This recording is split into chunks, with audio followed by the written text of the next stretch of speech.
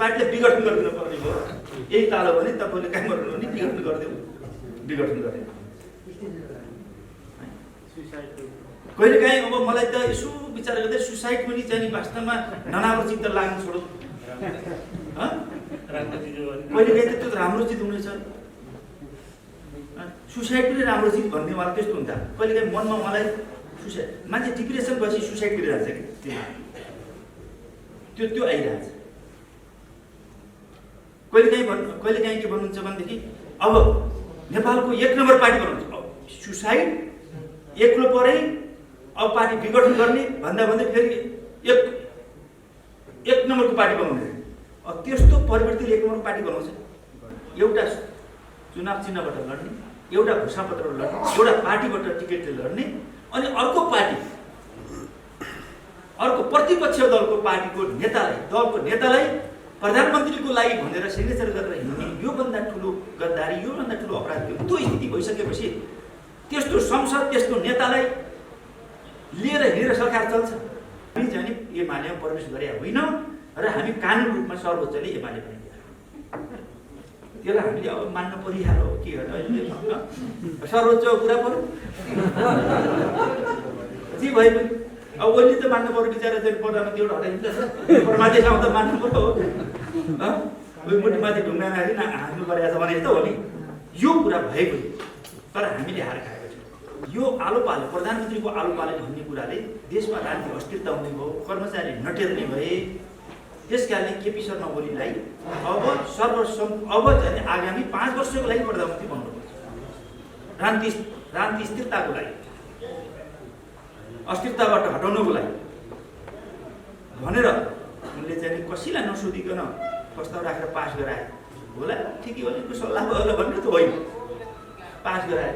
जब केपी शर्मा ओली उपचार गरेर तन्दुरुस्त भएर आइसकेपछि अब प्रचण्डको दिमाग खराब हो। त्यसपछि 7 बुँदे, 18 बुँदे, 33 बुँदे अब चाहिँ पुरै विरोध, अपराध। पहिला अब महान केपी, अनि पछि तन्दुरुस्त भएर आएपछि कहिलेकाहीँ भन्नुहुन्छ अब नेकपा एमाले जति फुटे पनि सबभन्दा शक्तिशाली पार्टी त्यही छ, त्यसको विरुद्धमा लड्ने हो। त्यस कारणले तपाईहरु वाइसिएलहरु अब पुरानो चाहिँ 64 सालको वाइसिएल जस्तो हुनुस् र तपाईहरु ठोक्नुस्। अब कमजोर भइसक्यो, सुसाइड गर्ने, सबभन्दा एक्लो परियो भनिसक्यो, ठोक्न लाग्दिने फेरि। सबभन्दा कमजोर शक्तिले सबभन्दा शक्तिशाली छ भने त्यसलाई ठोक्न लाग्दिने हैन नि। परेको म बेहोर्छु। मैले यो बाहिर कसैले मिडियाले भने त मैले त्यो भाषणले सुने कि पछि हो किन हामी कुनै झुक्किएर, छक्किएर अथवा नबुझेर अध्ययन नगरेर अलि लामो समयसम्मको सोच नबनाइकन हामीले यो डिसिजन लिएको होइन भन्ने हाम्रो मान्यता छ। गगनहरूले बोलिरहेछन् कि अब देउपालाई अध्यक्ष मान्न सकिन्छ। अब हामीले अर्को देउपाको विरुद्धमा अर्को महागठबन्धन छ। यता ओली एन्ड कम्पनीको विरुद्धमा महागठबन्धन छ भने उता समाजको-आवाज.com देशको राजनीतिक अवस्था कसरी अगाडि बढिरहेको छ र हाम्रो त्यसमा जिम्मेवारी के हो र यो राष्ट्र कतातिर जाँदैछ, यसलाई कतातिर लैजान्छ र कतातिर लानुपर्छ भन्ने विषयमा अलिकता छलफल पनि होस् भन्ने उद्देश्यले मैले आफ्ना थोरै विचारहरू राख्छु। यति बेला देशको राजनीतिक अवस्था ज्यादै उतार चढावको बीचबाट अगाडि बढिरहेछ, विभाजन र ध्रुवीकरणको बीचबाट पनि अगाडि बढिरहेछ। यसो हेर्दा जनतामा, कार्यकर्तामा, शुभचिन्तक समर्थकहरूमा र विभिन्न राजनीतिक पार्टीहरूमा ज्यादै नै निराशा र शङ्काको दृष्टिकोणले हेरिरहेछ। देशले अब गति लिँदैन क्या, देशमा विकास र समृद्धि सुशासन स्थापित हुँदैन क्या हो, देश अग्रगतितिर जाँदैन कि क्या हो, देश पश्चिमतिर पो फर्किन्छ क्या रे भन्ने प्रकारका यावत प्रकारका आशंकाहरू, अन्योलहरू देखा परिरहेका छन्। वास्तविक के हो यो, यसलाई हामीले कसरी बुझ्छौँ र हामीले यसलाई कसरी दिशा निर्देशन गर्छौँ भन्ने चिज आजको मेन आवश्यकता हो।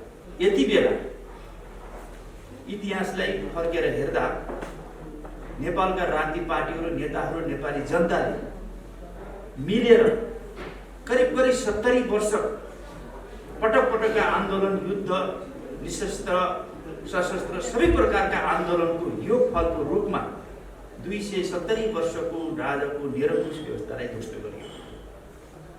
यो आफैमा ज्यादै महान कार्य, त्यो पनि हाम्रो जीवनकालमा।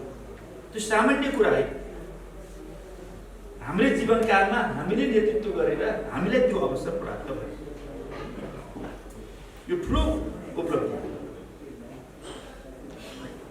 त्यसपछि अब हामीले राजनीतिक व्यवस्थामा परिवर्तन गर्यौँ, राजनीतिक एजेन्डामा परिवर्तन गर्यौँ, हामीले जनताका अधिकारहरू संविधानमा संस्थागत गर्यौँ।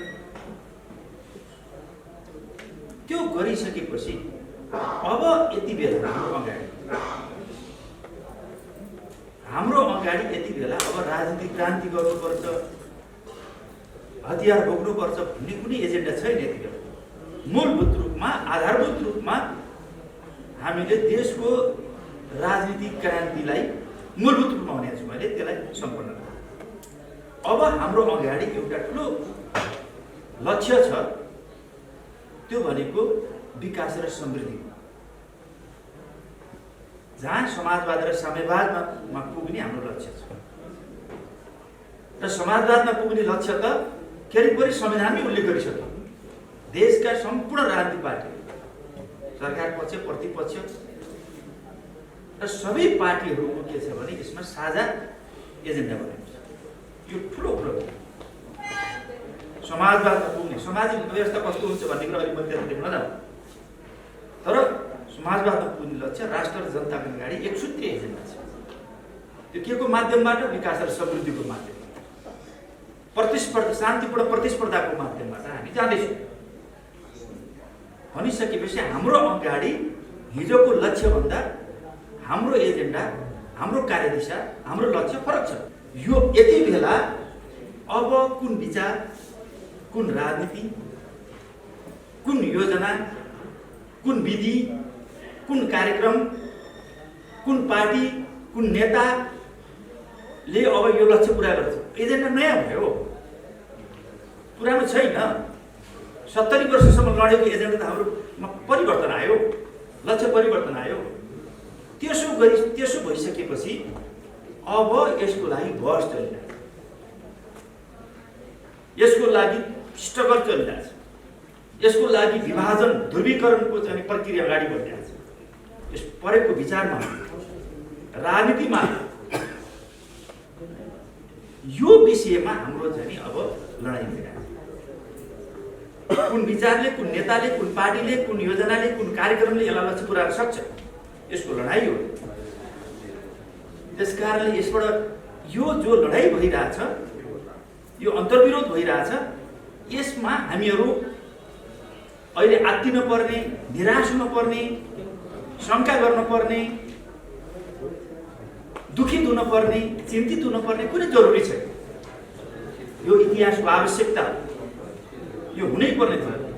हिन्दीमा भन्छ ये तो होना ही था, यो हुनै पर्ने थियो। यसलाई सकारात्मक हामीले बुझ्यौँ भने यो इतिहासको ऐतिहासिक आवश्यकता। यो कम्युनिस्टमा मात्रै होइन, गैर कम्युनिस्टमा पनि यो बहस चलिरहेछ। यो विभाजन र ध्रुवीकरण हर पार्टीमा चलिरहेको छ। कसैमा ओपन छ, कसैमा मन्द छ, भित्री रूपमा चलिरहेको छ।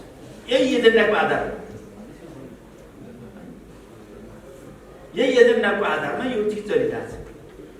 त्यसकारणले मैले यहाँलाई के जानकारी गराउन चाहन्छु भने, जस्तो नेकपा माओवादी, प्रचण्डजीको माओवादी भन्छु म, त्यहाँ जहाँ हामीले पनि काम गरेका थियौँ, प्रचण्डजीका विचारहरू दिन प्रतिदिन, बिहान र बेलुका, आज र भोलि उतार चढावको बिचमा छ, कुनै श्रृङ्खलामा छैन। प्रचण्डजीको माओवादी पार्टी, प्रचण्डजी त्यहाँको सर्वोच्च नेता हुनुहुन्छ। उहाँले भन्नुहुन्छ, कुनै बेला के भन्नुहुन्छ, हामीले मात्रै होइन, मिडियाले पनि भन्न थालिसके प्रचण्डजी कतै डिप्रेसनमा त हुनुहुन्न भनिरहेछ। उनले त्यो अन्दाज गरिरहेछ। कुनै बेला भन्नुहुन्छ उहाँले के छ भने म एक्लो परेँ भन्नुहुन्छ। माउ पनि एक्लो परेको थिएँ, गोन्जालो एक्लो परेको थिएँ, अनि पछि त्यो लेनी पनि एक्लो परेको थिएँ, यो अन्तिममा एक्लो पर्दो रहेछ भन्ने एउटा निराशा जाने एक्लो भएँ, कसैले साथ दिएन। उहाँले यो बुझ्नु पर्यो कि किन एक्लो भइयो भन्ने कुरा त उहाँले सोच्नु पर्ने हो नि, म एक्लो परेँ भन्ने। उहाँलाई त्यो होस आयो, एक्लो परे जस्तो महसुस। कहिले भन्छ यो पार्टी काम लाग्दैन, हेर्नुहोस् यो पार्टीले विघटन गरिदियो भन्नुहुन्छ कुनै मञ्चमा गएर, आफ्नै कार्यदृष्टि गरेर म पार्टीले विघटन गरिदिनु पर्ने भयो, यही तालो भने तपाईँले काम गर्नु भने विघटन गरिदियो, विघटन गरिदियो। कहिलेकाहीँ अब मलाई त यसो विचार गर्दै सुसाइड पनि चाहिँ वास्तवमा नराम्रो चित्त लाग्नु छोडो, कहिलेकाहीँ त त्यो राम्रो चिज हुनेछ, सुसाइड पनि राम्रो चिज भन्ने मलाई त्यस्तो हुन्छ। कहिलेकाहीँ मनमा मलाई सुसाइड, मान्छे डिप्रेसन भएपछि सुसाइड गरिरहेको छ कि त्यो आइरहेछ। कहिलेकाहीँ के भन्नुहुन्छ भनेदेखि अब नेपालको 1 नम्बर पार्टी बनाउँछ, सुसाइड, एक्लो परे, अब पार्टी विघटन गर्ने भन्दा फेरि एक नम्बरको पार्टी बनाउने, त्यस्तो परिवर्तनले 1 नम्बर पार्टी बनाउँछ। कहिलेकाहीँ भन्नुहुन्छ अब नेकपा एमाले जति फुटे पनि सबभन्दा शक्तिशाली पार्टी त्यही छ, त्यसको विरुद्धमा लड्ने हो। त्यस कारणले तपाईँहरू वाइसिएल हो, अब पुरानो चाहिँ 64 सालको वाइसिएल जस्तो हुनुहोस् र तपाईँहरू ठोक्नुहोस्।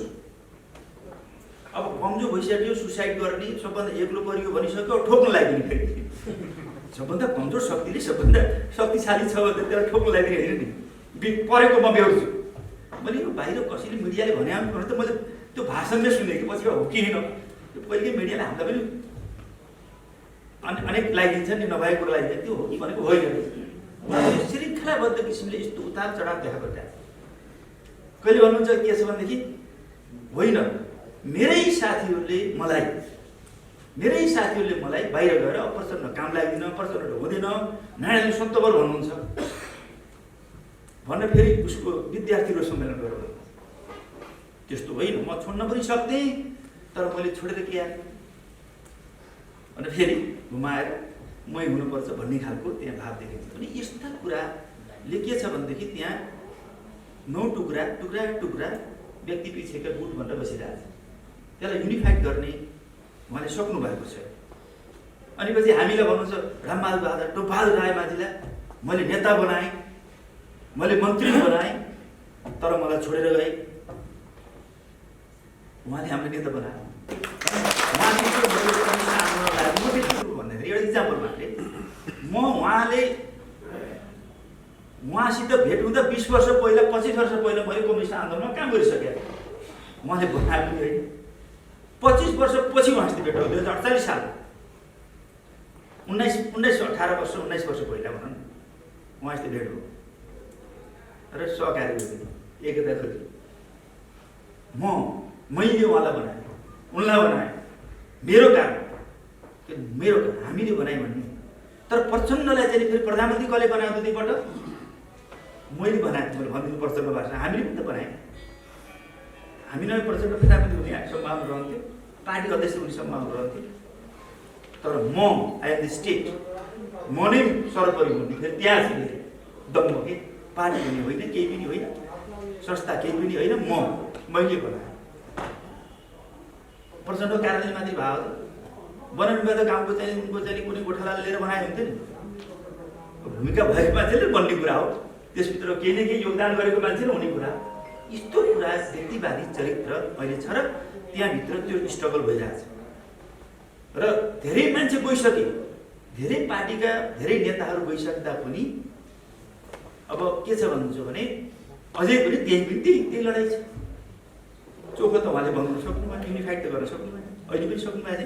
अभिव्यक्तिले देखाउँछ माधवजीको कुरा, माधव नेपालको कुरा सुन्दा उहाँले के भन्नुहुन्छ, चिन्तनको कुरा नि, उहाँले के भन्नु, मलाई साथीले उचाल्नु भयो ल र मलाई छोडिदिनु, त्यसपछि छोडिदिनु, खुट्टामा पुऱ्याएर छोडिदिनु। उहाँले साथीले उचालेको कारणले, मेरो कारणले होइन, साथीले उचालेको कारणले म फुट्याउँ, मेरो बुद्धिले होइन भन्ने अर्थ लाग्छ। मैले डिसिजन गरेर यो निर्णय गरेन। त्यो त हामीले भन्छौँ हामीले पार्टी एकताको निरन्तरता बस्यौँ। हामी कुनै झुक्किएर छक्किएर अथवा नबुझेर अध्ययन नगरेर अलि लामो समयसम्मको सोच नबनाइकन हामीले यो डिसिजन लिएको होइन भन्ने हाम्रो मान्यता छ।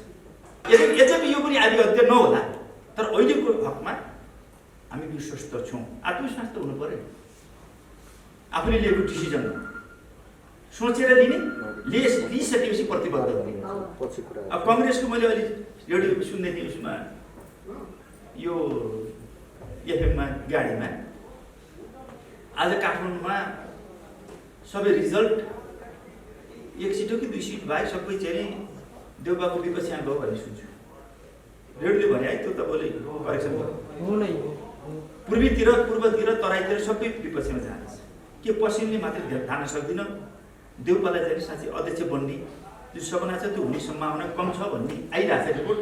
त्यो यद्यपि के हो त्यो अध्ययन गर्नु पर्यो, तर तथ्यहरू भ्यालीको रिपोर्टले धेरै चिज निर्णय गर्छ।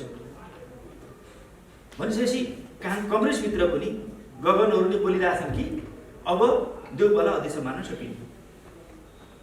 अब हामीले अर्को देउपाको विरुद्धमा अर्को महागठबन्धन छ। यता ओली एन्ड कम्पनीको विरुद्धमा महागठबन्धन छ भने उता अनि यस्तो मैले भन्न खोजेको कुरा के छ भने यो सबै पार्टीमा ठुलो अन्तर्द्वन्द अन्तर्कलह छ। कोही विभाजित भइसके, कोही विभाजित हुने मुखमा छ। मैले भन्न खोजेको कि यो तरङ्ग छ।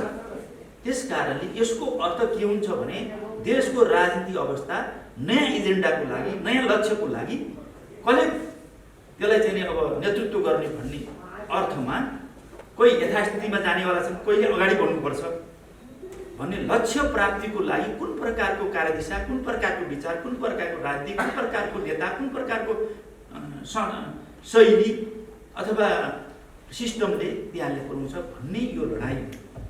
त्यस कारणले यो त हुनाइ, यसबाट चिन्ता हुनुपर्ने कुरा छैन।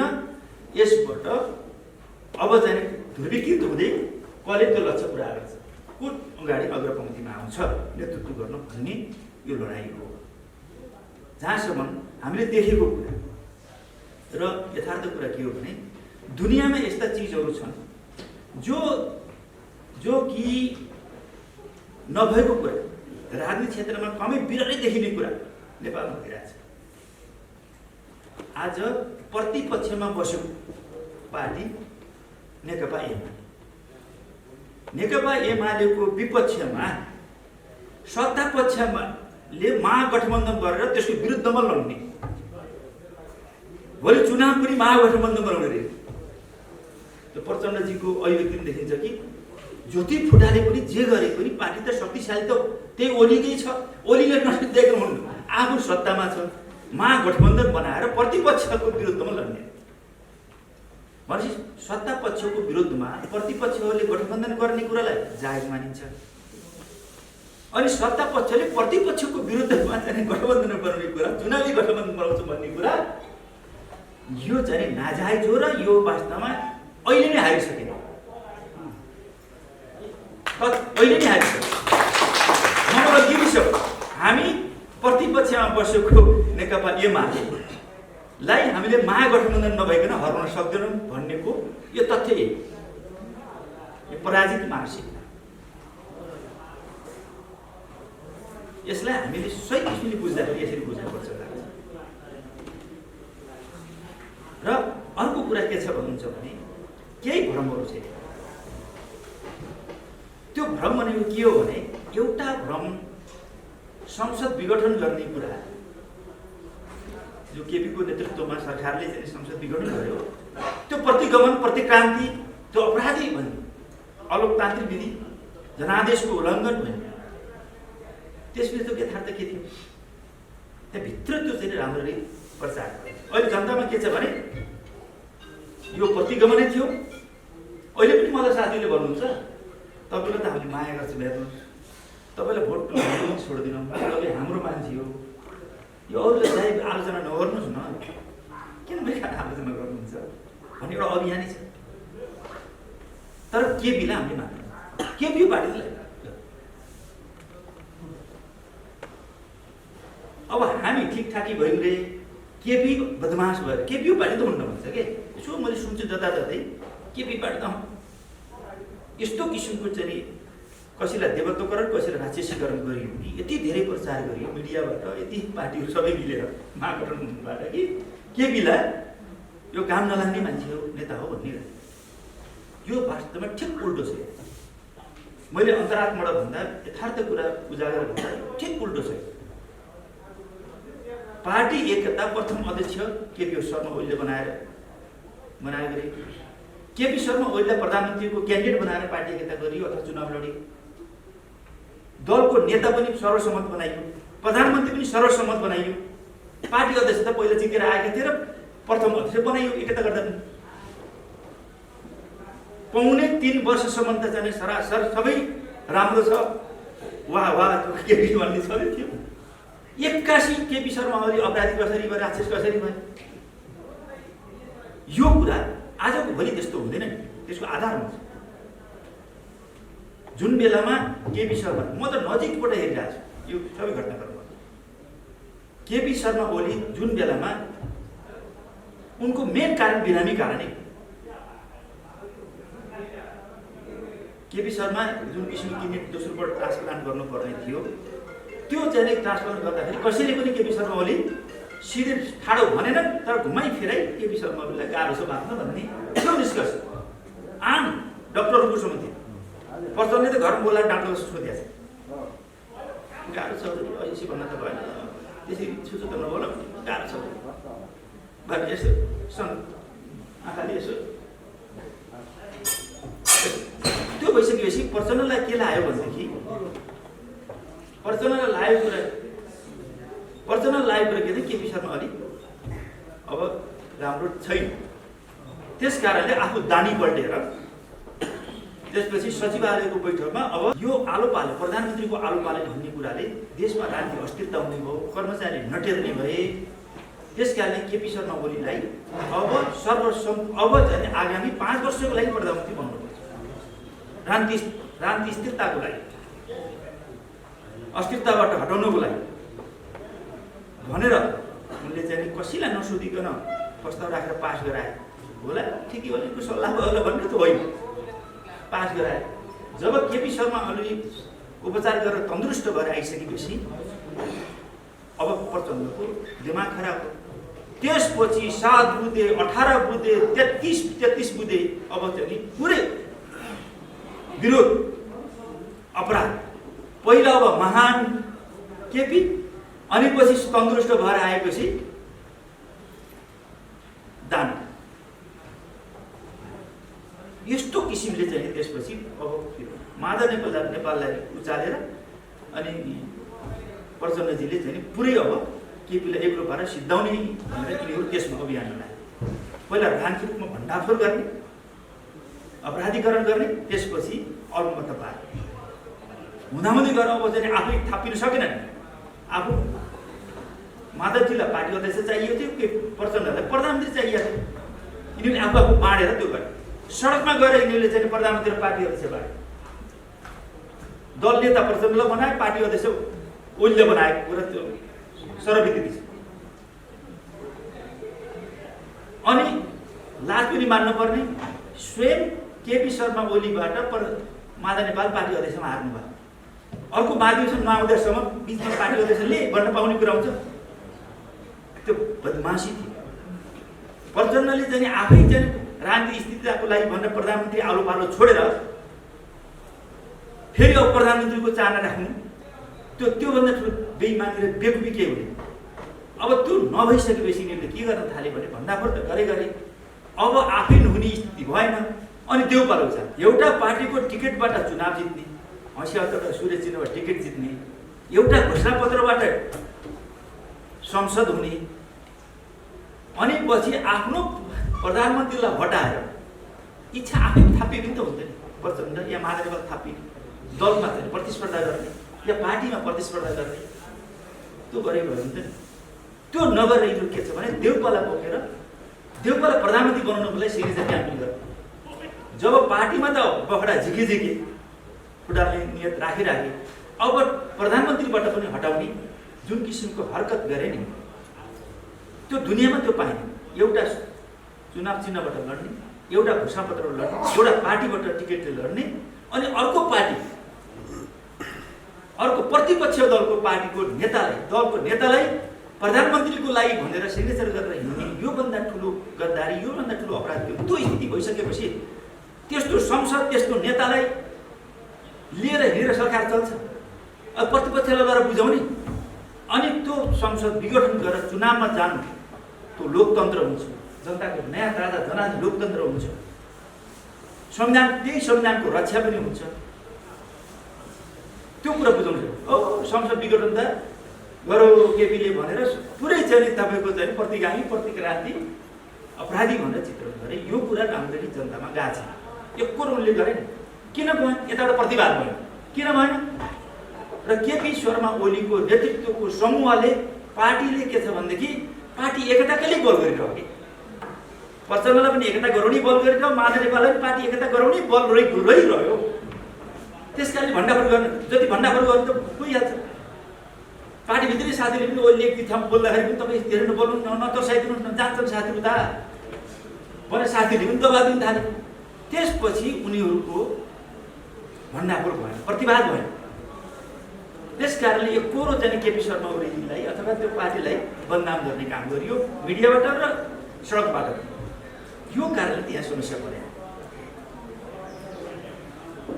अनि त्यसपछि अब के भइदियो भने चाहिँ मैले तपाईँलाई जानकारी गराउँ, यथार्थ कुरा यहाँ बुझाउनु पर्छ। र यो नबुझाइकन हामीले चाहिँ पिकअप गर्न सक्दैनौँ, हामीले जनाधार सृष्टि गर्न सक्दैनौँ, हाम्रो शक्तिलाई विस्तार गर्न सक्दैनौँ। यो त म भन्दैछु के कुरा क्लियर छन् त्यसलाई चाहिँ हामीले के कुरामा हामीले स्पष्ट पार्नुपर्छ, जनतालाई नै भण्डाफोर गर्नुपर्छ भन्ने सन्दर्भमा।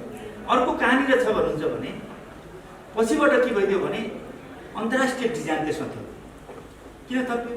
पहिला सुरुको डिजाइन के थियो भने प्रचण्डलाई बाहेक गर्ने, त्यसपछि केपीको नेतृत्वमा चुनाव गराउने भन्ने थियो अन्तर्राष्ट्रिय डिजाइन। त्यसमा फेरबदल प्रचण्डलाई हटाएर मात्रै बाहिर गरेर मात्रै पुगेन। केपी शर्मा त यसै पनि शक्तिशाली छ, त्यो कुराको महसुस गर्यो। त्यसपछि सरकार पनि हटाउने योजना बनाए। सरकारबाट हटाउनु कसरी हटाउने? संसद पुनर्स्थापना गरेर पनि सम्भव भएन, विघटनतिर जाने हो। र संसद पुनर्स्थापना भइदियो भने पनि केपीजीको नेतृत्वले चाहिँ आफ्नो तयारी गरिहाल्यो। बढी गर्दा संसद पुनर्स्थापना, संसद विघटन गरेर चुनावमा जान नदिए पनि फेरि पुनर्स्थापना भए पनि सरकारको नेतृत्व केपी शर्मा ओलीको हुनेवाला। त्यो रेकर्ड, त्यो तथ्यहरूले बताउँछ, हिसाब किताबले बताउँछ। अनि त्यो भइसकेपछि के गरियो? सर्वोच्चलाई प्रयोग गरेर अमेरिकाको डिजाइनमा, ब्याकिङमा, युरोप र चाहिँ इन्डियाको समर्थनमा यिनीहरूले सबै मिलेर अब चाहिँ के छ भने परमादेश मार्फत, सर्वोच्च मार्फत परमादेश मार्फत टिको लाएर प्रधानमन्त्री यो दुनियाँमा संसद, पार्टी, जनादेश प्राप्त सांसदहरूको भूमिकालाई ध्वस्त गरेर जुन प्रकारको चाहिँ टिको लाएर प्रधानमन्त्री पठाइयो, यो वास्तवमा यो लोकतन्त्रको चाहिँ उपहास हो र चाहिँ प्रतिगमन यो हो। संसदको कुनै अर्थ भएन, जनप्रतिनिधिको के मतलब भएन। परमादेशी गरेर प्रधानमन्त्री टिको लाएर पठाइदिए। यस्तो पनि हुन्छ कहीँ संसद पुनर्स्थापना संसदलाई फर्काउन सक्छ, तर टिको लाएर प्रधानमन्त्री बनाइदिए। किन केपी ओलीलाई जसरी पनि हटाउने, अनि टिको लाएर पठाएर मात्रै भएन, त्यसमा व्हिप नलाइन गराइयो। कति ख्याल गर्नु, पुरा चिरेर काटेर पठाइदियो कि उनीहरू। यो सबै अन्तर्राष्ट्रिय डिजाइनमा हाम्रा यहाँका पार्टीहरू, यहाँका संसदहरू, नेताहरू सबै यिनी कठपुतली भएका, दलाल भएका सबै चाहिँ अब उयो भन्छ नि आइसीभन्दा डलर महँगो, डलरभन्दा युरो महँगो भनेर भन्ने भित्रतिर छ नि, सबै यस्तो भयो। यस्तो खालको खेल मैदान गर्यो नेपाल। र यो कारणले यस्तो भइदियो हो। र अर्को कुरा त्यसपछि त्यतिले पनि भएन, सरकार हटाएर मात्रै भएन, प्रचण्ड पुट्टालाई मात्रै भएन, अझै पनि ताकत दिन्छ यो शक्ति भनेपछि फेरि माधव नेपाललाई जसरी उठाने त्यो पनि ऊ मार्फत अध्यादेशमा केपी शर्मा ओलीले यो दल फुटाउने सम्बन्धी, दल विभाजन सम्बन्धी कानुन छ, जसलाई चाहिँ 40% संसद र पार्टीमा पुरा गर्नुपर्ने छ। केपी शर्मा ओलीले मधेसकै पार्टीहरूको धेरै गुनासो र धेरै आइसकेपछि त्यो रको ठाउँमा 40% को रको ठाउँमा वावरण मात्रै खोजिहाल्यो। लौ यो प्रतिगमन हो, यो अपराधी हो, यो प्रतिक्रान्ति देशलाई ध्वस्त पार्ने हो, पार्टी फुटाल्ने भयो भने। तर माधव नेपाललाई फुटाल्नको लागि यी सबै महागठबन्धनवालाहरूले के गरे भन्नुहुन्छ भने त्यसलाई 20%मा पनि वा र होइन। त्यसपछि अरू आफू माधव नेपाललाई फुटालेपछि त्यसलाई क्लोज गर्दै गयो, बन्द गर्दै। अनि यो भन्दा यो सबै डिजाइन नै छ। यो अन्तर्राष्ट्रिय डिजाइनले यो खेल हो र यिनीहरू साथीहरू हाम्रो देशका चाहिँ राजनीतिक पार्टीहरू र नेताहरू कठपुतलीको रूपमा काम गरिरहेका छन्। यो कुरा राम्रोसँग बाहिर समाजमा गएको छैन, यसलाई बुझाउनु जरुरी छ। र अहिले पनि तपाईँले हेर्नु न, अहिले पनि तपाईँ हामी देखिरहेका छौँ, अहिले पनि यति 3 टुक्रा बनाउँदा पनि नेपालको जनाधारको दृष्टिकोणले, पार्टीको दृष्टिकोणले र जनप्रतिनिधिको हिसाबले जनादेशी बन्नु अहिले पनि प्रतिपक्षमा रहेको नेकपा एमाले त्यो 1 नम्बर पार्टी नै छ। तपाईँ हेर्नुहोस् हर हिसाबले अब प्रचण्डले स्वीकारे, अरूले पनि स्वीकारे, काङ्ग्रेस पनि साँच्चै गठबन्धन आउनु खोज्दियो भने त यसले त स्वीकारेको कुरो त भयो। त्यस कारणले काङ्ग्रेसको गठबन्धन हामीलाई डर के थियो भने हामी पुरो माओवादी आएका सांसदहरूलाई, जो सांसद गयो, हामीलाई डर के थियो भने यो उपचुनाव गराउँछ नि डर थियो। उपचुनाव गरायो भने यो गठबन्धन गर्छन्, अहिले ताजा स्तरीय युद्धले सबै सकेसम्म यिनीहरूले चाहिँ काङ्ग्रेसमा भोट हालिदिन्छ। जस्तो कि राज्य सभाको चुनाव गर्यो, त्यसपछि अब त्यो चाहिँ उपचुनाव हुने सम्भावना टर्यो। आम चुनावमा कुनै पनि कष्टमा, कुनै पनि आधारमा काङ्ग्रेसले यिनीहरूसित गठबन्धन गर्दैन। यो बुझ्दा हुन्छ, सम्भव छैन। काङ्ग्रेसले मारेर काटाकाटी हुन्छ। बोलिसके हामी कम्युनिस्टहरूसित कुनै पनि हालत गर्दैनौँ भन्दा अब देशीलाई भोट मागेर उहाँ जित्न लागिसके, उहाँ देउपाल हराउन थालिसके भनेपछि यो कुरालाई हामीले धिक्सन बुझ्नुपर्छ र हामी त्यहाँ कुरा गरिरहेको थियौँ, त्यतैतिर जाँदैछ। अब यिनीहरूले सरकार पक्षको जो महागठबन्धन छ, यो अपवित्र गठबन्धन र अराजनीतिक खालको गठबन्धन, यो वैचारिक पनि छैन, यो असैद्धान्तिक खालको चाहिँ गठबन्धन जुन छ, यो अब हाम्रा साथीहरू आफ्नो पार्टी फुटालेर त्यसपछि देउपालाई प्रधानमन्त्री हुनेर देउपाको पुच्छर गएर हिँड्दा अब समाजले के भन्छ, वामपन्थी जनमतले के भन्छ, त्यो कुरा बुझाउन जरुरी छ। त्यसो भए त अब देउपाको नेतृत्वमा समाजवादमा पुगिन्छ त? सरकारमा देउपाको नेतृत्वमा गएर काङ्ग्रेसको नेतृत्वमा समाजवादमा पुगिन्छ? लाने यही हो। अब काङ्ग्रेसको घोषणापत्र मान्ने हो। अहिले काङ्ग्रेस हाम्रो प्रतिस्पर्धी होइन, काङ्ग्रेस हाम्रो विरोधी होइन, काङ्ग्रेस दलाल पुँजीपति वर्गको चाहिँ प्रतिनिधि पार्टी होइन भन्नु पर्यो कि त? वैचारिक पनि विचार गर्नु। हामी त पछिसम्म गठबन्धन गर्ने, उनलाई के उपाय छैन, विचार केही छैन, समाजवाद केही छैन, विकास र समृद्धि केही छैन, मात्र के भन्दाखेरि चुनाव जित्नको लागि, आफ्नो अस्तित्व धान्नको लागि मात्रै गठबन्धनका कुरा गरिरहेका छन्। विचार, राजनीति, योजना, कार्यक्रम, विधि प्रक्रिया, मापदण्ड सब यिनीहरूले छोडेका छन्।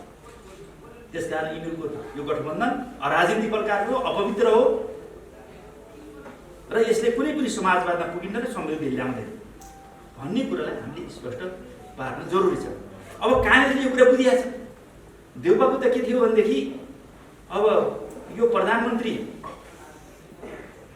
छँदै पार्टी अध्यक्ष हुने, प्रधानमन्त्री भएर पार्टी अध्यक्ष हुने शक्तिको बलमा र आफूले चुनाव गराउने भन्ने थियो। अब 1.5 वर्षको समय छ। अब यिनीहरू 1.5 वर्षमा जान्छ। अहिलेसम्म सरकार बनाउन सकिरहेको छ। एउटा त्यो उद्देश्य थियो। अर्को चाहिँ एमसिसी पास गर्छु भन्न आयो। अमेरिकाको ब्याकिङमा युरोपलाई लगाएर इन्डियालाई न्युट्रलाइज गराएर यिनीहरूले चाहिँ आएका हुने थियो। अब एमसिसी पास गर्न प्रचण्डले र माधव नेपालले दिन्न। परिमार्जित गरेर चाहिँ गर्ने, सच्याएर गर्ने भने अमेरिकाले मान्दैन। देउपाले हो गला गर्नु खोज्छ। जबरजस्ती गरौँ भनेदेखि यिनीहरूले मानव कुनै बेला मिल्यो भने जनताले टोक्छ, यिनीलाई चाहिँ ठोक्छ। पास गरे जनताले ठोक्छ, पास नगरे अमेरिकाले ठोक्छ। यिनीहरू चाहिँ अब अहिले फसेको त्यहाँनिर हो एउटा। र अर्को कुरा के छ भने लोहीपापीको झुन्ड छ। प्रचण्डले भनेको त सुनिहाल्नु भयो कि मलाई चाहिँ अहिले 49 जना सांसदहरू छन्, 49 जनाले नै मलाई चाहिँ नि मन्त्री बनाउनु पर्यो भन्छन्, नभए आत्महत्या गर्छु भन्छन्। म सबभन्दा बढी तनाव छु भनेको त तपाईँले सुन्नु भएको छ। म सबभन्दा तनावमा छु, टेन्सनमा छु, मेरो निद्रा हराम भइसक्यो। पर्सनली फेरि भयो कुरो फ्याट्ट बाहिर भन्ने दिया भन्ने कुरा पनि एउटा छ है। तिम्रो एउटा पोजिटिभ हो पुरा बुझिहाल्ने कि लु गाह्रो नभन्ने कि फ्याट्टै बाहिर आउनु भनिहाल्ने कि रातभरि मिल्दैन। मलाई रातभरि निद्रा लाग्यो, कहिले ढाँट्छन् नि त्यो किन भन्नु परिरहेको छ भन्ने हुन्छ नि। मैले फ्याट्ट भनिसक्यो तनावमा छु भनेपछि अब समस्या छ। त्यो अध्यादेश चाहिँ फिर्ता नल्याएको भए त यिनीहरूको पार्टी सबै पार्टी फेरि टुक्रा हुन्थे। तर के छ भनेदेखि अध्यादेश फिर्ता ल्याइनु, तर पनि चाहिँ लिस्ट दिन सकिरहेको छ यिनीहरूले। तिनीहरूलाई तनाव छ, नफुटे पनि त्यहाँ सङ्कट आइहाल्छ। फेरि चुनाव जित्ने होइन, फेरि मन्त्री बन्ने होइन। अब 2-4 पल्ट मन्त्री भइहाल्छ, संसद भएर हाम्रो त त्यति हुने त के भयो कि हो नभए कि अब जस्तो भइसक्यो। भए पनि नभए पनि चलिरहेछ, नभए पनि भए जस्तै भइरहेछ। यसो हेर्छु कि मैले यसो हेर्छु काम चलिरहेछ। एकजना साथीले भन्नुहुन्थ्यो कि सांसदले, तपाईँलाई थाहा छ सधैँ छ नि, म संसद त्यही त फुली लाएर चाहिँ गेट पास मात्र रहेछ भन्नुहुन्थ्यो कि गेट पास जस्तो कि फुल्ला गेट पास हो। यो गेट कसैले गन्दिएन, कसैले चिन्दैन, 200-400 चाहिँ सांसद चिन्ने। किन मैले एउटा पार्टीमा 10-11 मान्छेलाई बदलाउने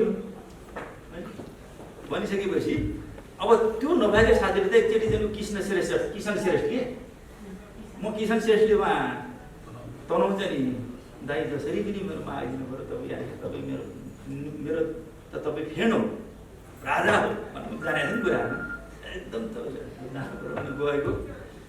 मलाई एकचोटि 4 घन्टा काठमाडौँबाट तनहुँ आउने बेलासम्म झन्डा हाल्ने व्यवस्था ल्याइनु। त्यसपछि मलाई चाहिन्न।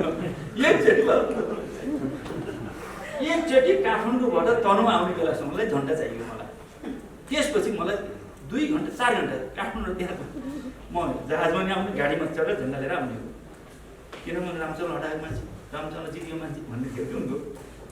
तर साथीहरूले मै गएको ठाउँमा उसीले सबै खर्च बिहोरेर चाहिँ नि सारा कार्यक्रम गरेको छ। हेर्नुहोस्, उसीलाई मन्त्र नआएर बोल्न नदिएर आइहाल्यो। म त्यस्तो नगरेर त्यो उसीको आयोजना भएको छ, उसीले पैसा खर्च गरेर तिमी मञ्चमा राख्ने बोल्न त दिनुपर्छ। उसीको निर्वाचन क्षेत्र पनि भन्यो त्यो साथी फेरि अलिकति सजिलो रहेछ के अन्त मैले त्यो आलोचना गर्न खोजेँ होइन, एउटा प्रसङ्ग होस् के सबैलाई समेटेर जाने कुरा भएन कि। तर उनको फेरि चरम महत्त्वकाङ्क्षा थियो। चरम महत्त्वकाङ्क्षाको कारणले उनी गएका हुन्। केवल उसलाई चाहिँ 2 घन्टा 4 घन्टा, 1 दिन 2 दिन 4 दिन महिनालाई भारी झन्डा चाहियो भने त्यस्तो प्रवृत्ति हुन्छ भन्नु खोजेँ। मेरो भनेको तात्पर्य कहाँनिर छ भने अब यस्तो कुराहरूबाट चलिरहेछ यो देश। अब हामीले यसो हेर्दा हामीलाई समस्या परेको कहाँनिर हो, जति उभार हुनु पर्थ्यो नि। अहिले पनि सबभन्दा शक्तिशाली जनाधार भएको पार्टी, चाहे त्यो जनप्रतिनिधिको हिसाबले भन्नुहोस् या जनाधारको हिसाबले, चाहे नेतृत्वको हिसाबले, चाहे विचारको हिसाबले एक नम्बर पार्टी यही हो। अहिले समकालीन नेताहरूमा चाहिँ नि एक स्टेप बोलिदियो 100% नमान्नुला, 100% त कोही पनि हुँदैन। तर अहिलेको समकालीन नेतामा एक स्टेप अगाडि हो। जति चाहिँ उनीहरूले राक्षसीकरण गरेका छन् त्यो वास्तविक होइन। अब देउपाको बोली, देउपाको विचार, झलनाजीको विचार, माधव नेपालको विचार र प्रचण्डको विचार मैले सुनाइसकेँ। अरू टाढा जानु पर्दैन। हिजो मात्रै मैले त्यो बुझ्छु भनेको थिएँ। हाम्रो सिसिएमले बताउनु भयो बुम्बारजीले कि हिजोको तपाईँहरूले चाहिँ ओलीजीको भाषण सुन्नु हुन त हामीले पनि अलि सुझाव दिइरहेका थियौँ। व्यक्तिको मान्नु नसुन्नुहोस्, भित्रमा यसो लिँदाखेरि गर्ने त्यो त सार्वजनिक जाने कुरा, व्यक्तिको नाम धेरै लिनुहुन्न भन्ने हाम्रो भनाइ थियो कि वैचारिक कुरा राख्ने भनिसकेपछि वैचारिकको ठाउँमा अलिकति फेरि त्यसलाई चाहिँ यसो दुःखसुख जोड्दा राम्रै हुन्छ, राम्रै हुन्छ नि। उहाँको फेरि चाहिँ मान्छे त फेरि त हजारौँ तलको जनाधार त लाखौँ मान्छे के विवाह भनेको छ नि, हेर्नुहोस् त्यो त के गर्ने हो। उनको भाषण सुन्ने मान्छे बिदा भाषण के गर्ने, बोलीमा बोली छ त के गर्ने त, अब त्यो त मान्न पऱ्यो नि। त्यस कारणले अब जुन उहाँलाई चाहिँ राक्षसी गरेर त्यो होइन। हिजोको भाषणबाट तपाईँ हेर्नुहोस् कि त्यो एउटा दिशानिर्देशन छ, समग्र दिशानिर्देशन छ। राष्ट्रको लागि एउटा गाइडलाइन छ र सबै पार्टीमा तपाईँ हेर्नुहोस्, सबै पार्टी मिलाउन सकिरहेका छन्, मिटिङ बस्न सकेका छैनन्। केपीले चाहिँ 65 प्रतिनिधि गरेर सबै गरेर 10,000 को भेला गराएर सर्वसम्मत गरेर ताली बजाएर हिँड्ने बोल्ने मान्छे त थिए मामुली कुरा अहिलेको परिस्थितिमा कोही चुक्की बोल्दिन बोल्ने ठाउँै छैन। अब त्यो युवा विद्यार्थी र महिला छँदै थिए। अब त्यो जनप्रतिनिधि पनि के विवाह भन्न थालेपछि पहिले ताली पिडिदिन्छ अरू त विचार राख्नै पाउँदैन। डोजर लगाइदिए जस्तो छ क्या। त्यो त मान्न पर्यो भयो कुरा त मान्नु पर्यो त मान्न हो सत्य त मान्ने कुरा त हो। त्यसमा टोपबहादुरले त्यसरी नमाने होइन कि मैले यहाँ अरू साथीहरू बुझाउनु खोजेको थियो। साथीहरू धेरै आउनु भएन। मैले अलि टाइम लिएर 1-2 घन्टा भाषण गरेर आज अहिले अबेर अहिले काम गरिरहेको थिएँ। सबैले तथ्यहरू राखेर के हो चिज कता जानेछ देश कतातिर धुलिकिन हुनेछ संसारको ट्रेन्ड के छ भन्नुहुन्छ भने 2 पार्टी सिस्टमतिर जान्छ। अरू विचलित हुँदै विसर्जित हुँदै गइरहेछन्। यिनको अभिव्यक्तिबाट हेर्नुहोस् कार्यशैलीबाट हेर्नुहोस्। अब काङ्ग्रेसले एमाले नि किन छोडिस् त्यो टोपबहादुरले चाहिँ माओवादीबाट त्यो योगदान गरेको मान्छे तपाईँलाई त हामी मान्छौँ। तपाईँ एमाले हो नि। हामी एमाले कहिले भयो? एमाले त होइन। हामी त प्रचण्ड सहित पार्टी एकता गरेर नेकपा बनाऊ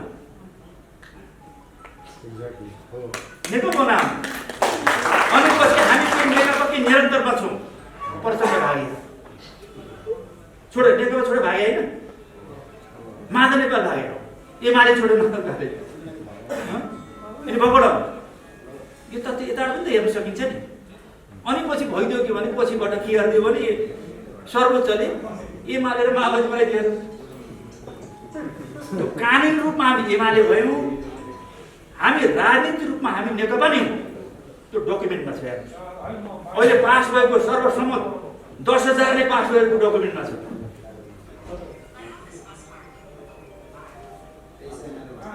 हाँ 10,000ले पास गरेको त्यो डकुमेन्टमा छ। यो नेकपाकै निरन्तर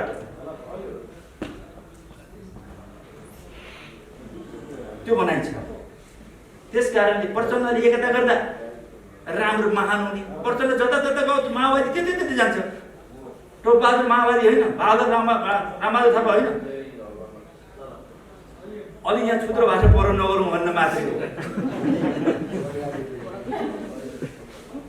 यहाँ तपाईँले फेसबुक रेकर्ड त गर्नुभएको थिएन। प्रचण्ड पार्टी त रेकर्डै छ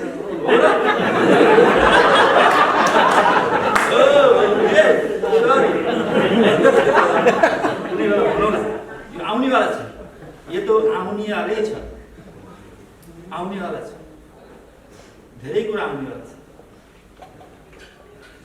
माओवादी यहाँ बस्दा हामी कसरी सङ्घर्ष गरेर आएका थियौँ। के टोपबहादुर माओवादी छोड्या हो? प्रचण्डले चाहिँ नि पार्टी छोड्या हो। यो पार्टी एकता गराउनलाई म दावासाथ भन्छु। पार्टी एकता गराउनको लागि टोपबहादुरको ऐतिहासिक र निर्णायक भूमिका छ। सबभन्दा पहिला प्रचण्डलाई चाहिँ कन्भिन्स गर्ने मान्छे म बिहान 7 बजेको त्यो जुन बेलामा स्थानीय चुनाव भइसकेका थियो। मधेसको स्थानीय चुनाव हुन बाँकी थियो तराईको 2 नम्बर प्रदेश। बिहान 7 बजे गएर किन बिहानी आउनु भन्दाखेरि एउटा विशेष काम लिएर आएको छु भनेको। के काम हो भन्दाखेरि म सिधै भने अब एमाले पार्टी फेरि तपाईँले फेरि नयाँ कुरो लिएर आउनु भने यस्तै सक्नु। तपाईँले नयाँ कुरो सोध्नुहुन्छ के सोध्नु त। मैले एकदम सुविचारित रूपमा धेरै परसम्म सोचेर गर्दैछु। यो देशको लागि जनताको लागि माओवादी पार्टीको लागि तपाईँको लागि धेरै सोचेर गर्दैछु। अब धेरै तर्क राख्यो 1 घन्टा बसियो धेरै तर्क राख्यो। त्यसमा जिस तर्क दियो भने हेर्नुहोस् अब माओवादी पार्टी ओह्रालो लागेको छ। त्यत्रो शक्तिशाली पार्टी। पहिलो चुनावमा पहिलो पार्टी एमाले काङ्ग्रेस मिल्दा पनि नभेट्ने खालको पार्टी हो। दोस्रो चुनावमा त्यस्तो ओह्रालो अनि चाहिँ गएको चुनावमा एमाले नमिलेको भए त अब लास्टै हुन्थ्यो। यो मैले त्यो सपना देखिसकेँ। अब काम लाग्दैन भनिसकेपछि अब तपाईँले पार्टी बचाउन सक्नुहुन्न।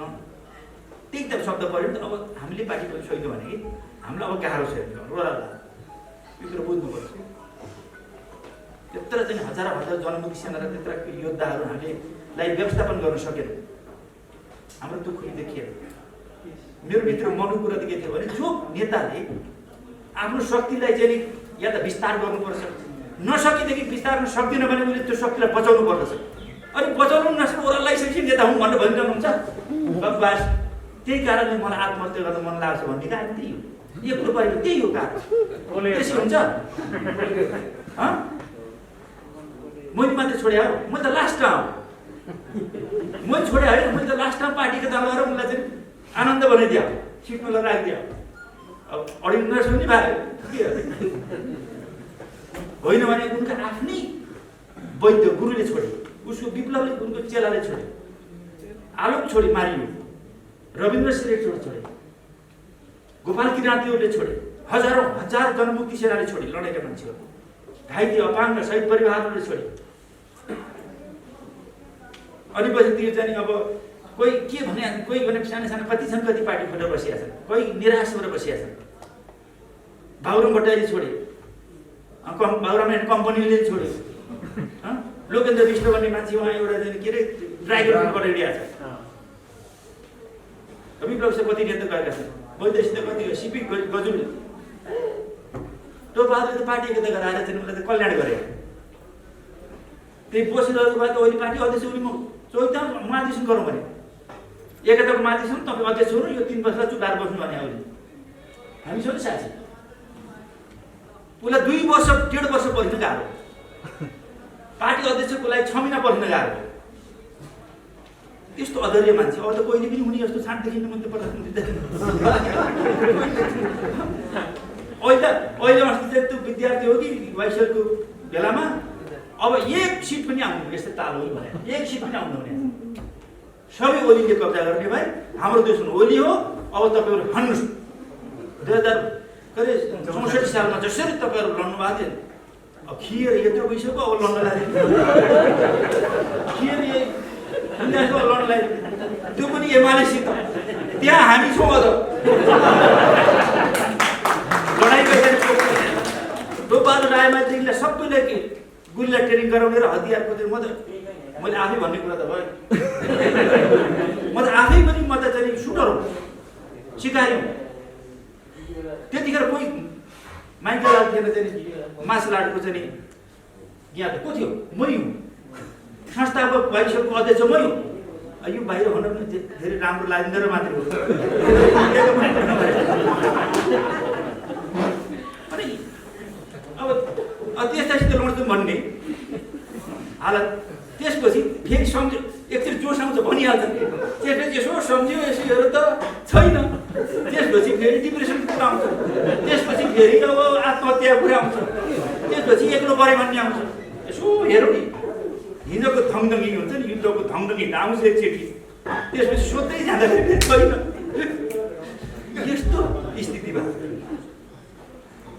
त्यस कारणले मैले अर्को भन्न खोजेको कुरा कहाँ छ भने यो पछिल्लो चरणमा हामीले ज्यादै सदाचारपूर्ण तरिकाले पार्टीमा लडाइँ भइसकेपछि टोपबहादुर रायमाझी त पार्टी एकता बच्चा भिड्यो नि, पार्टी एकता बचाउनुको लागि लड्यो। एकपल्ट त 13-14 जना थाई कमिटी सदस्य हाम्रो टिममा भएको थियो कि, अब त बचाइयो भन्ने पनि भयो।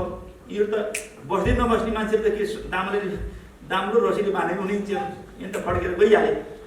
त्यसपछि हामी पार्टी एकताकै निरन्तरता रहेका, हामी एमाले प्रवेश गरे पनि होइन, कहिले टिको लगाएको पनि होइन, हामी एकताकै निरन्तरतामा छौँ र नेकपाकी निरन्तरतामा छौँ। हामी चाहिँ एमालेमा प्रवेश गरे होइन र हामी कानुन रूपमा सर्वोच्चले एमाले बनाइदियो। त्यसलाई हामीले अब मान्न परिहाल्यो के गर्नु, सर्वोच्च कुरा पऱ्यो जे भए पनि।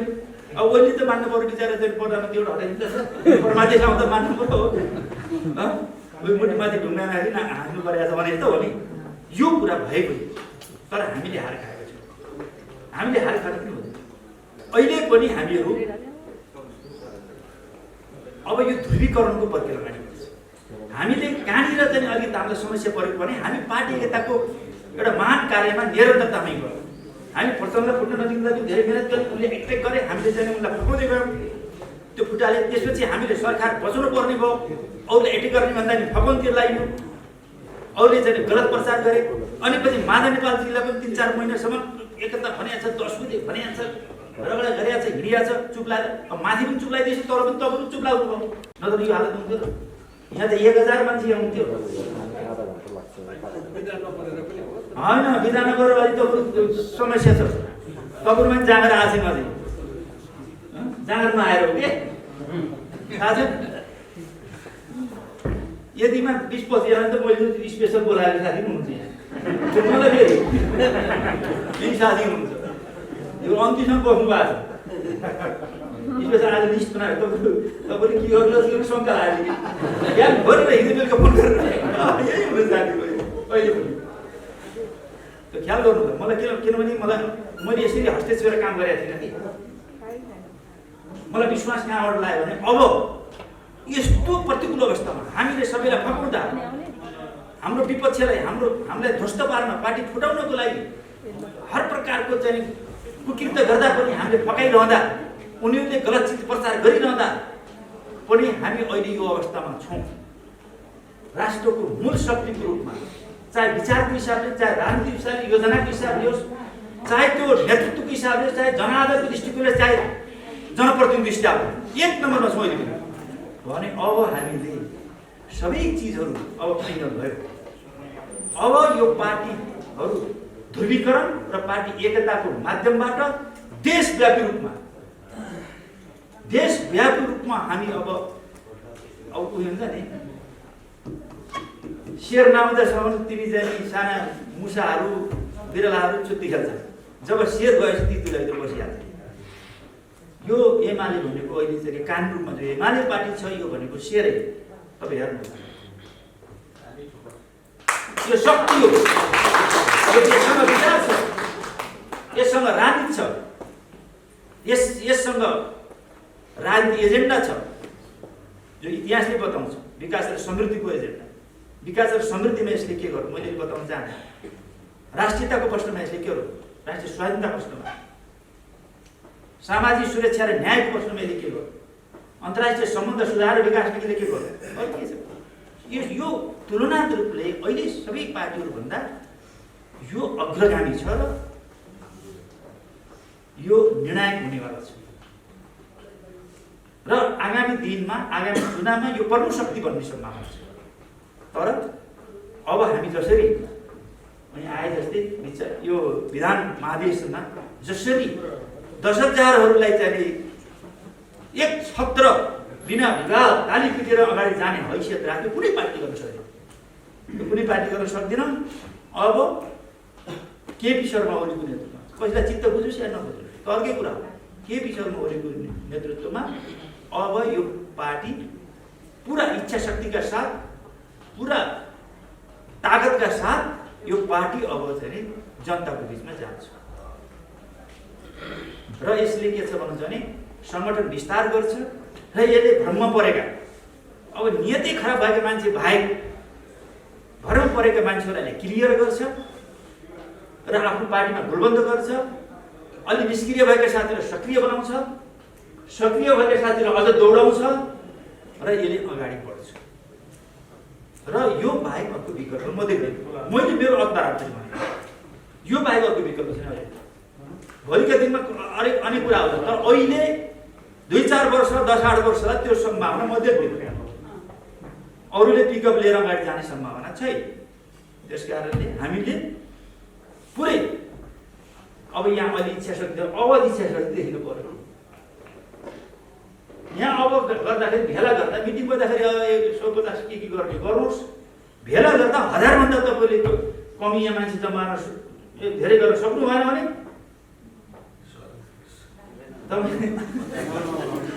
के भन्ने हो, त्यसमा हाम्रो सहयोग हुन्छ, सहयोग हुन्छ। त्यस कारणले ती मान्छेलाई हामीले 30 कार्यकर्तालाई 30 शुभचिन्त समर्थन पर्सिन्छ, ती भ्रममा परेका साथीलाई घर गरेर जानुपर्छ, व्यक्तिमा जानुपर्छ, निर्देशन दिएर हुन्छ। यो त के छ भने आफ्नो काम त छँदैछ, यो राष्ट्रको जिम्मेवारीको कुरा पनि, यो जनताको जिम्मेवारीको कुरा पनि, राष्ट्रको समृद्धिसँग जोडिएको यो मेजर कुरा हो। व्यक्तिगत कुरा पनि छ, त्यसलाई पनि गर्नुपर्छ, सँगसँगै लानुपर्छ। तर समय उठाएर पार्टीको लागि, सङ्गठनको लागि हामीले पुरै ताकतका साथ अगाडि बढ्नुपर्ने हुन्छ। म 3 दिन एउटा पालिकामा गएको धेरै मान्छे भन्नु पर्यो रहेछ मान्दैन भने तपाईँ नआइहुन्न भन्छन् गयो फेरि साथै भयो मान्नु रहेछ मान्छे मलाई त्यसपछि मलाई पनि आफ्नो बोलाएको छ क्या सो हेरेँ यहाँ यी साथी 2-4 जना यहाँ पनि अलिअलि यसो साथीहरूले गुनासो गरेका छन् भन्ने छ अब म पनि व्यक्तिगतमा जान विचारिरहेको छु यति बेला हाम्रो समस्या के भयो भनेदेखि हामी अब भाषण गरेर हिँड्ने कि सरकारको काम गर्ने कि उता पार्टी एकताको काम गर्ने कि उता मान्छे देशव्यापी के हो तपाईँ कहाँबाट कहाँ पुग्नु हो के हो भन्छ सोध्न आउँछ हजारौँ मान्छे यस्तो दिनदिन यति त नै यस्तो दर्शन आयो एकदम देख्नु है सुरुमा त मान्छे आएर पनि तिनीलाई चित्त बुझाउने कि तिनीहरूको कुरा प्रश्नको जवाब दिने कि न जिल्लामा भेटिया छ न सोचेको साथीलाई भेट्न पाइया छ भेट्ने मन त थियो बल्ल हिजो बेलुकाबाट अलिकता मैले ध्यान दिएको छु अब जिल्लामा कहाँ लिस्ट बनाएर बसिएको छु काठमाडौँमा मात्रै चाहिँ 1000-1500 को लिस्ट बनाउँछु म 200 को बनाइसकेँ अब 1000-1200 को लिस्ट मैले बनाउँछु सबैलाई फोन गरेर भेटेर अगाडि बढ्ने अब हामी टाइम दिन सक्छौँ अब हाम्रो क्लियर भयो किता हाम्रो अब धार पनि क्लियर हो विधान अधिवेशन धार पनि क्लियर हो विचार पनि क्लियर भयो लाइन पनि क्लियर भयो लक्ष्य पनि क्लियर भयो त्यसकारण अब हाम्रो बाटो अब कसैलाई पर्खिनु पर्ने कसैलाई गुनासो गर्नुपर्ने कुरा छैन कसैलाई फकाउनु पर्ने कुरा छैन फकाउने हो भने अब हाम्रा इष्टमित्र हाम्रा शुभचिन्तक समर्थक हाम्रो नेताहरूलाई फकाउने गुटगतमा फकाउनु पर्ने कुरा छ विचारमा धारिलो गर्ने यताउति त छँदैछ त्यसकारण यो विषयमा हामीले सबै साथीहरू यो प्लेटफर्म भनेको त हामी यो राष्ट्रको लागि मात्रै होइन यो जनताको लागि मात्रै होइन यो त स्वयं आफ्नो लागि नै हो यो प्लेटफर्म के हो भनेदेखि हामीले काम गर्ने अवसर पाइसकेपछि हामी भोलिको लागि यो देशलाई हाँक्ने योद्धाहरू जन्माउने लिडरहरू जन्माउने प्लेटफर्म पनि हो त्यसै लिडर भइनु कि नगरिकन यसै भाषेर पदमा बसेर त्यत्तिकै मान्छे अलिकता चाहिँ रोडा बेल्नै पर्छ अलिकता चाहिँ दुःख गर्नै पर्छ अलिकता जुत्ता फटाल्नै पर्छ अन्त गाडीको पर्छ त गल्तीको पर्नुपर्छ कि तेल खर्च गर्नु अलि तेल खर्च गर्नु मेहनत गर्नु अलिकता चाहिँ थोरै बचत गरेर बाहिर पार्टीमा लगानी गर्नु पर्छ होइन भने त्यसै लिडर हुनु पाइन्छ हुनु तर हुनु पर्यो हुनु नभनेको हुनुपर्छ भनेको हो क्या अगाडि बढ्नु साथी सब जन्मिने भने त्यसले जन्माउने कुरा सबैको लागि अवसर पनि छ त्यस कारणले मैले भनेको यो अवसर छ हामी अब पुरै चाहिँ हामीसित समय छैन हामीलाई मङ्सिरमा हामीले अधिवेशन गर्नुपर्ने छ महाधिवेशन गर्नुपर्ने छ लिडर नेतृत्व चुन्नुपर्ने छ यदि आवश्यक पऱ्यो भने हामीले त्यसमा अझै परिभाषित गर्न सकिन्छ महाधिवेशन थोरै ठाउँ रहन्छ तर मूल रूपमा हाम्रो डकुमेन्टहरू पास हो मूल रूपमा पास हो यसमा आधारभूतमा फेरबदल हुन् अलिअलि सच्चा अलिअलि फेरि क्रममा आउँदै जाँदा हुने कुरा हुनसक्छ र अब हाम्रो बाटो क्लियर छ र हामी एकदम सबै एकताबद्ध भएर राष्ट्र र जनतालाई केन्द्रबिन्दुमा राखेर विकास र समृद्धि केन्द्रलाई जनताको चाहिँ इच्छा आकाङ्क्षा र आवश्यकता केन्द्रबिन्दुमा राखेर हामी अगाडि बढौँ अब यो दसैँको उपलक्ष्यमा यही शुभकामना समाजको आवाज.com